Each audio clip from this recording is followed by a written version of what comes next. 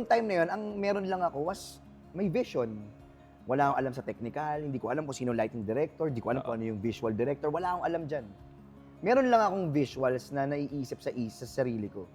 So, nung ginawa namin yung Moira, sabi nung sila, yung Cornerstone, so, John, siyempre hindi pa nila ako tinatawag ng direct eh.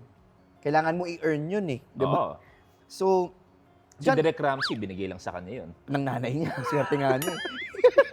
So, sila Erickson, sila anong concept mo? Sabi ko, ang naisip ko lang, pag narinig ko si Moira, gusto kong dalhin yung park sa New Frontier, tas autumn.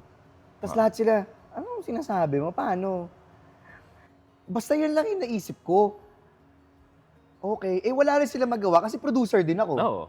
So, may tayato. Sabi nito, parang, sige, bahala na to. So, sumugal din naman. In all fairness to Cornerstone, sumugal, naniwala, bahala na kung ano. Sabi niya, sige, sino stage designer natin? Sabi ko, yung gumawa nung kasal namin. Sabi talaga nila, kasal? Concert, kasi nung time na yun, walang gumagawa ng ganun. Pag concert, straight up concert. Walang gumagawa na nagko-crossover na set designer or wedding stylist. Na puro palamuti. Na palamuti, ilalagay mo sa concert. So that was the first na ginawa ko. So yun nga, yung Moira concert, talagang naglagay kami ng puno, ng halaman, dried leaves everywhere.